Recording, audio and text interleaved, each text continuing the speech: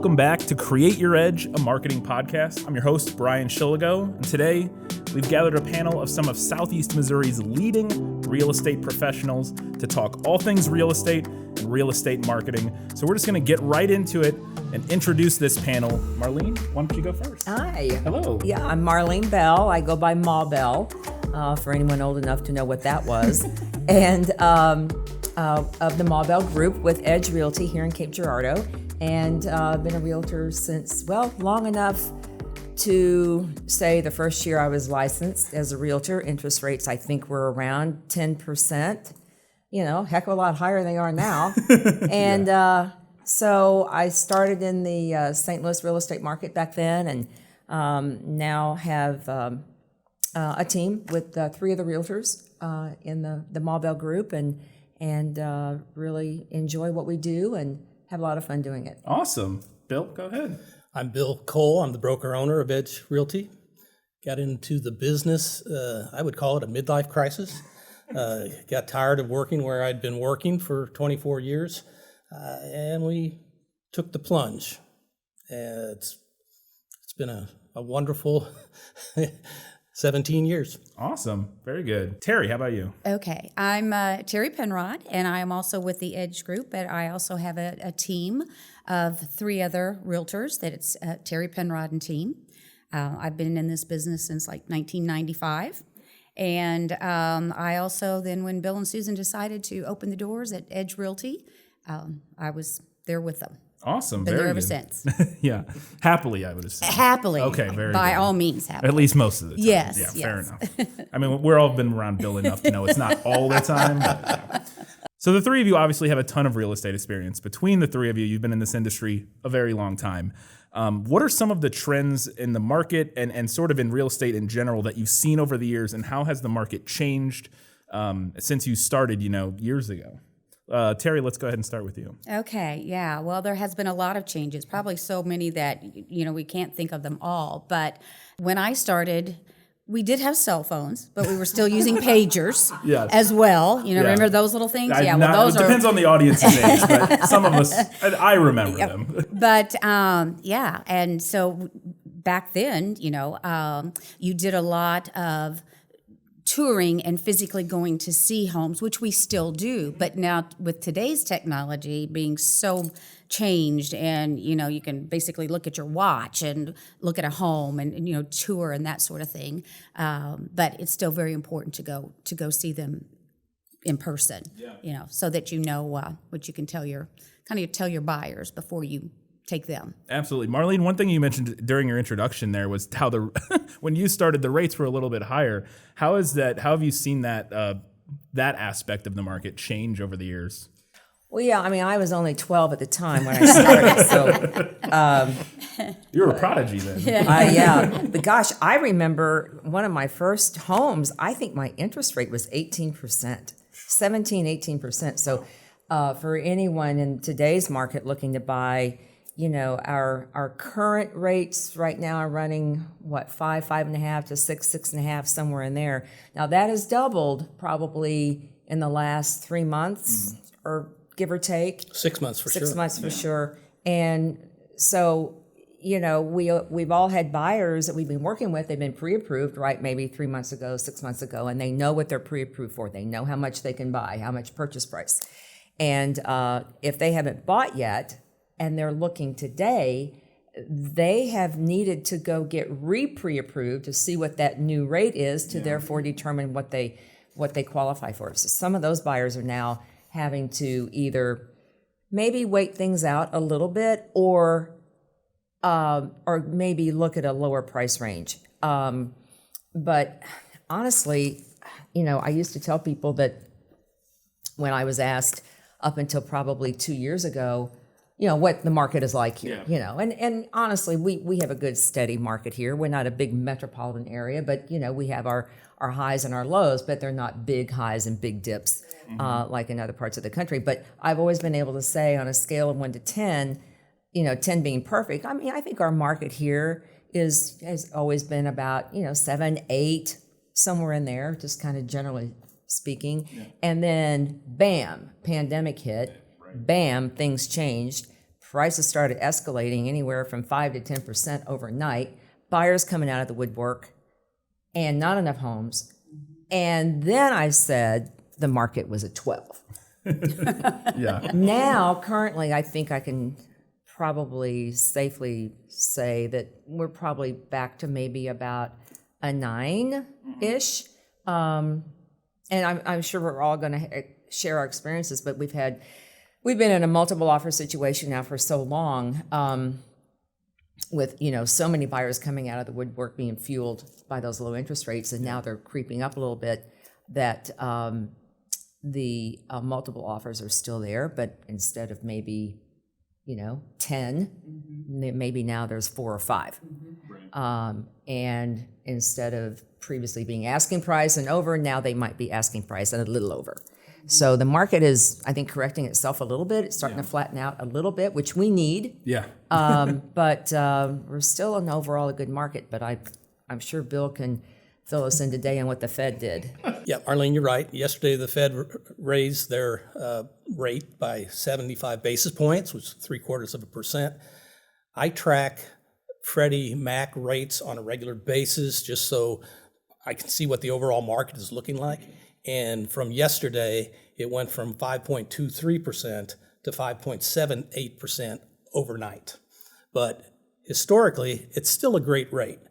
My advice for whether it's a first-time home buyer or somebody who needs to move up or downsize or whatever, that you should just lock into the rate that you can get today. It's still better than historically almost any year. And then if they do come back down, then you just refinance. But if you sit there and wait, and then all of a sudden it goes from 5.75 to 7.75, your house, the house that you can purchase, is going to be dramatically smaller and have less of the amenities that you would like to have out of a house. So, I don't see them. I'm not. I do have 16 hours of economics. Than me, so I know nothing about what's Right. going to happen in the future. But I think the rates that were at 2.5%, those were pandemic rates. God forbid we have another one of those. So I think this is becoming more the new norm. A lot of this is being driven by the spike in inflation. So hopefully that gets under control. But I would not wait myself to try to lock in a lower rate, because it may just very well go the opposite way. You can always refi if you need to. Yeah. And in all honesty, I think a lot of us, or we all have been, a little bit spoiled the last 2 years, whatever, with these rates. And so that's taken a little bit of time to, kind of swallow that to see what's going on. But I think, once they figure it out, that they're probably not going to go back down for a while, then, as Bill said, then probably best to, if they can move forward, do so. It's a good time. Right. And to Marlene's point, the inventory is still incredibly low. I checked prior to this podcast, and at the rate our market is selling homes, this is in Cape Girardeau County, we have 1.9 months of inventory. So what that means, if nobody lists their house for the next less than 2 months, there won't be a house on the market. Yeah. So that's incredibly low. And for reference, when there's 4 months of inventory, it's deemed to be a buyer's market. Right. Under 4 is a seller's market. So it's still a seller's market, but I am seeing inventories begin to rise a bit.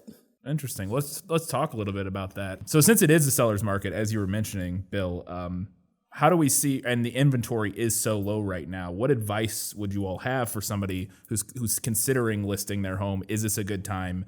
And what do we see going forward for the market in terms of selling your home? Good question. I wish we did have a crystal ball. It'd make our life so much easier. Well, having been around for a long time, all of us in this industry, our markets do go in cycles. Real estate market isn't the only one that does, but they do go in cycles. We've been through markets before where there's been ups and there's been downs. This one has just been very condensed. A lot happened in a short period of time. But as far as a seller, if I got a phone call from a seller today, and they were asking me, should I go on the market today or should I wait? I would encourage now sooner than later, but I don't have great concerns about our future because I think our market is just correcting itself. It needs that correction. But if you have the luxury of going to the market today, while these rates are still, what they are, and they're, even though they're going to go up some, they're not going to be horrific. Might as well take advantage of the buyer pool that we have.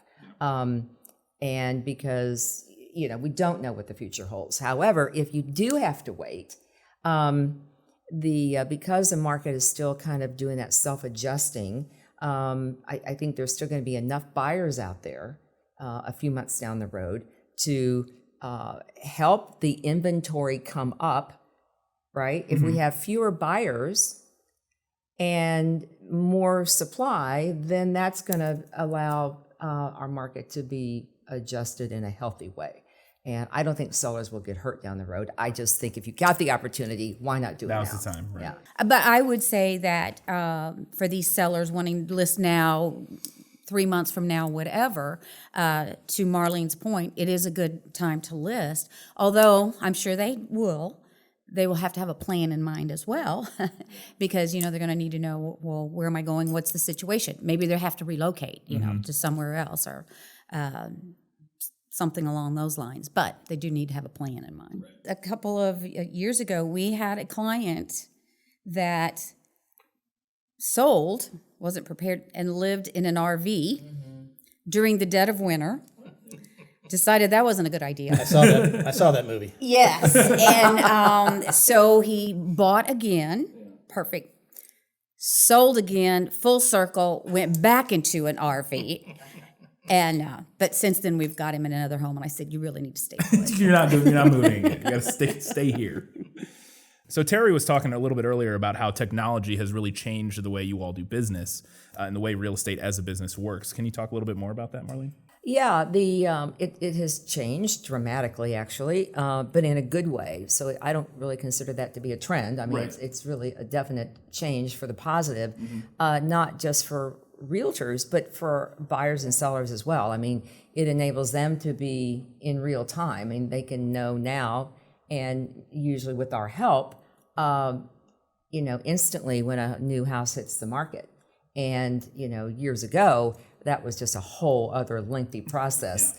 Yeah. But in this competitive market that we're in, the old saying, time is money, time is of the essence is crucial. But, the social media, Facebook, the marketing that we do as realtors, we incorporate all that now. So it enables us to get the word out there more quickly, enabling that buyer to make an offer more quickly, enabling that seller to get their house sold more quickly. And it just seems like exponentially technology has aided not just the realtor, but our clients as well in a very fast manner. Yeah.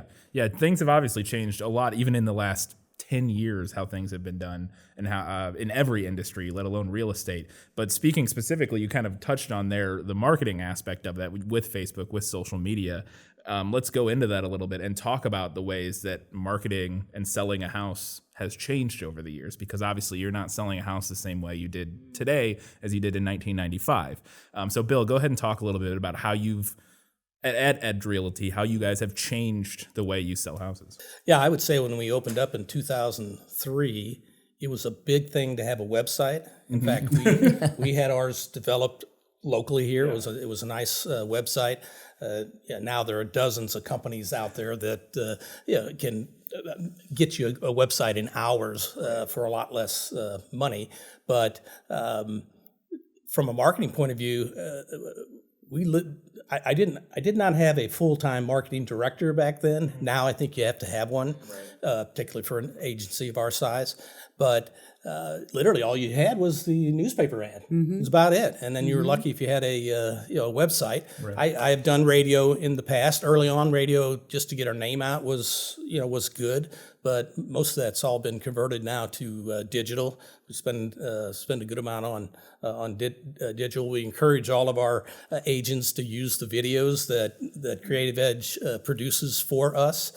try to get those out and boosted, and actually looking forward to the next, I'll call it the next release, where you can just set a budget and get that listing out there.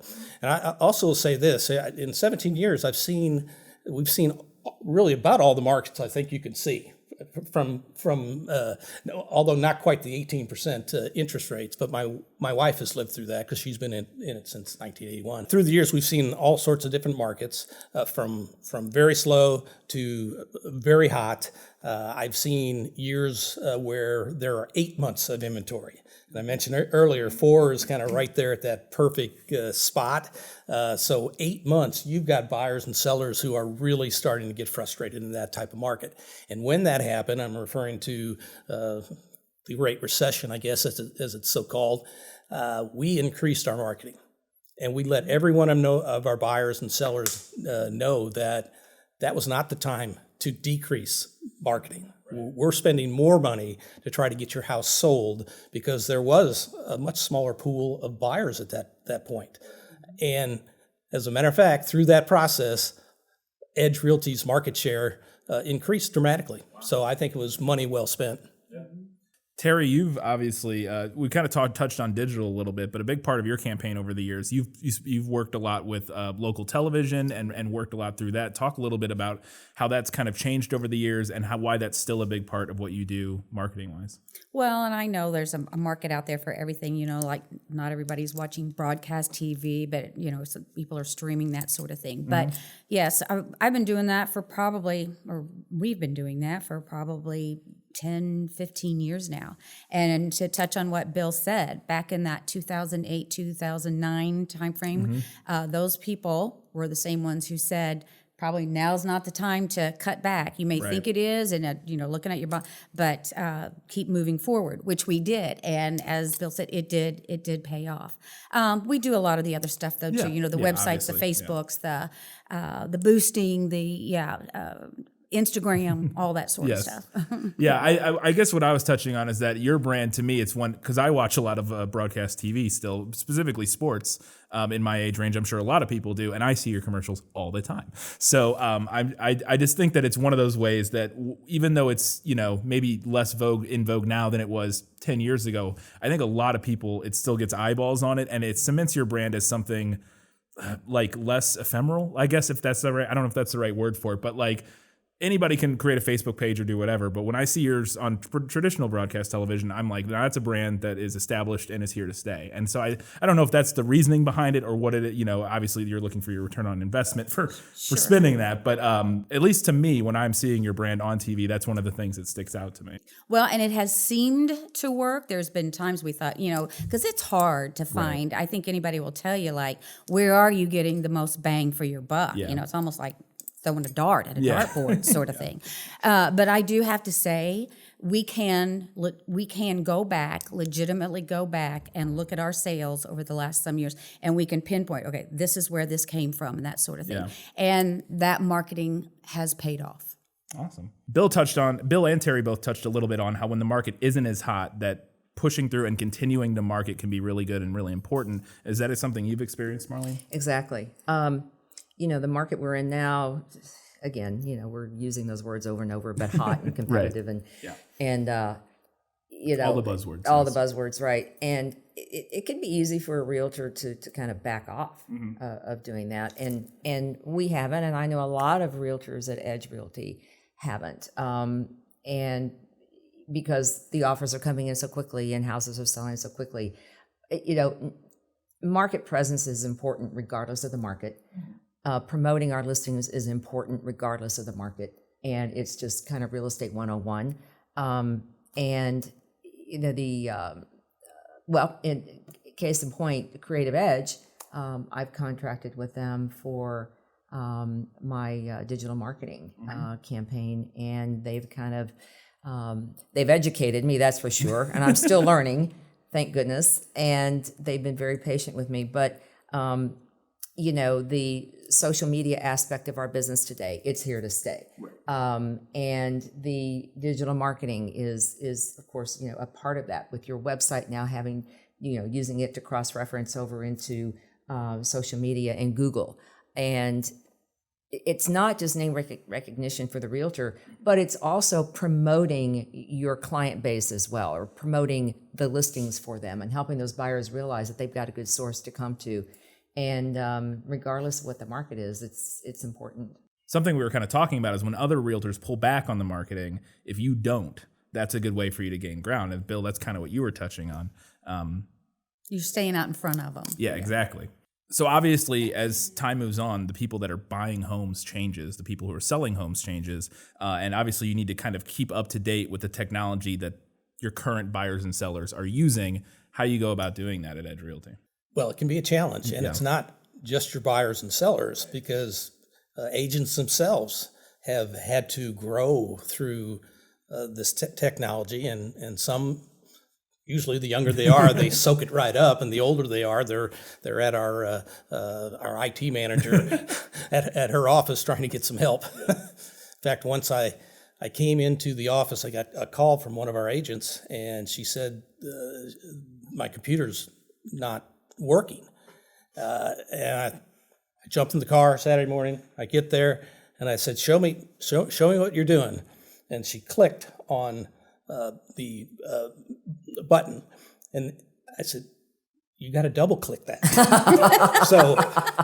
so I drove all the way in to tell somebody to double click.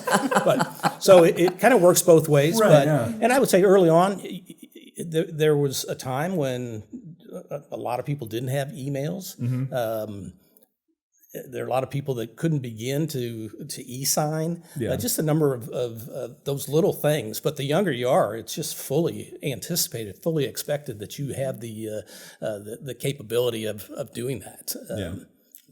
We can have somebody sign a contract at 10,000 miles away. Yes. That is another trend that I has was just definitely gonna changed. say, I mean, remember the days when we had carbon copied And you sales ran around contracts town. and ran around town. But one of the most convenient pieces of technology that we've been able to utilize as realtors for our clients is the electronic signature. Yes. It is a lifesaver. It is Yes. now so ingrained in our daily list of things to do that it's just, become second nature. But time saving for us, time saving for the client. And then, again, back to this competitive fast market, time is money, and it is of the essence. And in fact, it even says that in our sales contract. Time is of the essence. That it's a tool that we couldn't be without in this in this day and age. Just like some of our buyers, Terry, I know you've had them too. When there's that multiple offer situation, and one of those buyers is out of town or lives remotely, and then their agent is there looking at the property for them via FaceTime, and so looking at it virtually, and that buyer is able to make an offer. Doesn't have to see the house in person, doesn't have to be here to write that offer, doesn't have to be here to sign it, and it's very very futuristic like, but it's here now. It's here now, yeah. It's here now. Yeah. Bill, there are millions of real estate agents in the world, and obviously branding is a huge and important part of setting yourself apart. What is one way that Edge Realty kind of is different, you think, from maybe some other brokers in terms of how you let your agents brand themselves? Well, today there are teams everywhere. I like the concept of teams. I think it allows them to actually capture a little bit more of a personal life if you can spread things out over a team. But they also, and individuals want to as well, but they need to brand themselves apart or within Edge. Now, there are legal requirements that Edge Realty has to be in everything that they advertise, but we let our teams and individuals be creative. A number of them have had Creative Edge do their brand for them, and so they're just fabulous. So we embrace them. I know they've heard a lot of brokerages, but it's the agent first in terms of at the company, and Edge second. Obviously, customers and clients are number one, but in terms of branding, I love when someone comes up with a good brand. Yeah. Terry, how's your experience been with that? Obviously, as Terry Penrod and team working with Edge. Yeah, it's worked out very well. And to pat Bill a little bit here on the back, he and Susan, they have been very gracious, and they do, they want us to succeed, because if we succeed, obviously they do too, but they have always wanted us to be kind of, we're out there, they're behind us, their name is there, their phone number is all there, but they have always been very much to saying, promote yourselves, promote your team, that sort of thing. Whereas a lot of agencies, it's kind of the other way around. Yeah, from our end, and we devote a pretty nice annual budget to advertising and marketing, and that tends to be more at the company level. I mean, certainly we're trying to advertise agents as well. So I think the obligation to make sure everybody knows who Edge Realty is really falls on the broker. So that's kind of our role in there, and where we can enhance agents through that process. That's just gravy. And you kind of make it pretty easy. I mean, you made it almost a one-stop shop. Like I branded myself as Ma Bell a long time ago, but then as I grew the team, rebranding had to take place. And Bill and Susan's affiliation with Creative Edge enabled me to, it was just easy. I'm calling Creative Edge. And it enabled me to not have to shop around and do that kind of thing. And it was digital marketing, it was branding, it was photography, it was my graphics on my mobile Bellmobile. But that, again, it's all attributed to the fact that, we have a broker owner who puts emphasis on the realtor and not the company necessarily. Yeah. And also kind of to that, Marlene, it was like, if you're like me, our team, we're to be listing and selling and focusing on our clients. First of all, I'm not creative enough to think of all this marketing stuff. I don't have time. Even if I were, I didn't have the time to do that too. So we needed to focus on what we needed to focus on and let somebody else do the kind of our branding for us. Yeah, so finding a good partner to Yes, market absolutely. with is pivotal. And you kind of touched on it a little bit already, but because Edge Realty lets you brand yourself first and foremost, and then Edge Realty kind of second, that really does help you set apart from the competition. Talk a little bit about that. Well, yeah, as you said, we're trying to have a team, like many of us do. And so we're out there trying to, promote our team, get them familiar within the community and that sort of thing. So when they're thinking about buying or selling, they're thinking about the Terry Penrod and team or the Ma Bell and team, whatever. So. Yeah.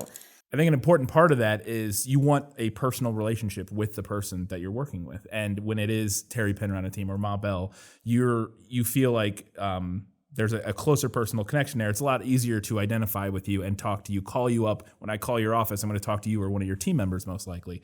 And I think that's probably a big part of it. Is that what you feel when you're working with people, that they like that part of the experience? I think so. I think that they do, yes. We have heard it many times. We've had people contact us and say, I saw you on TV, or, that sort of thing. Or I saw you on the billboard, or whatever it was, you and your team, and you kind of just a little bit more personal, I guess. So before we wrap up here, I had one more question I just kind of wanted to get everybody's input on and see what you all had to say, since we have a hive mind here of the most brilliant real estate minds. Brilliant. If you had to pick one thing over your career in real estate that you think is the most important thing that has made you successful or your company successful, what would you say it is? Let's start with you, Bill. It's a great question. If I had to name one, I would say it has been finding the right agents to join the team.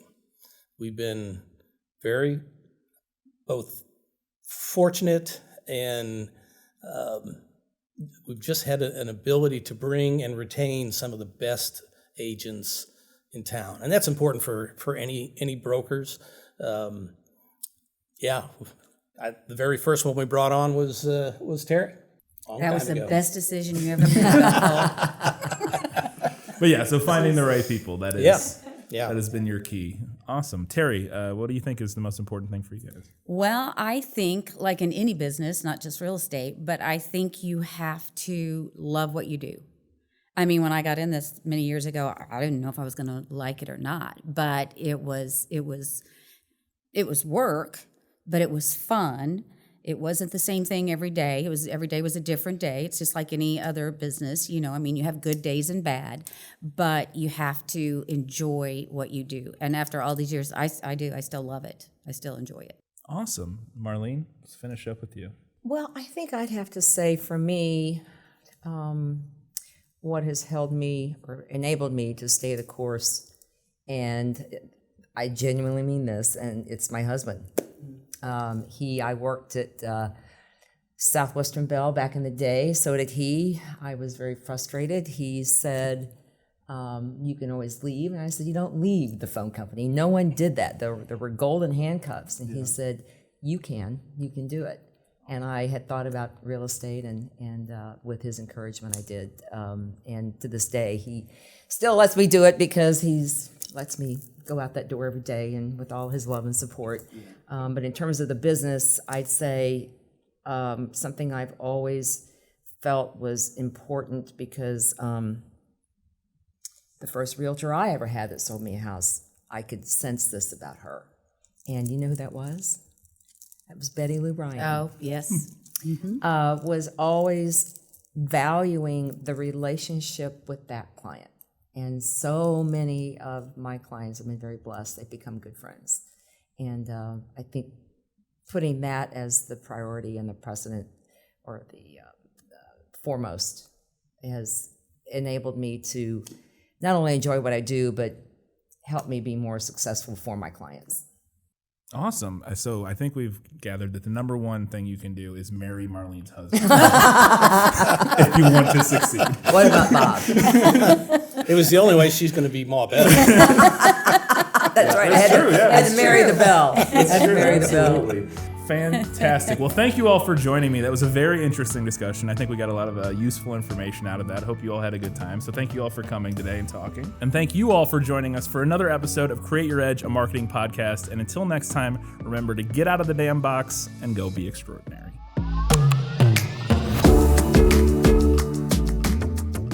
Create Your Edge is a production of Creative Edge Incorporated, a full-service marketing company headquartered in Cape Girardeau, Missouri. Remember to subscribe on iTunes, Stitcher, Spotify, or anywhere else you're enjoying our show. You can also stay in touch through Facebook, Instagram, or Twitter. Just search for Creative Edge in Cape Girardeau, Missouri.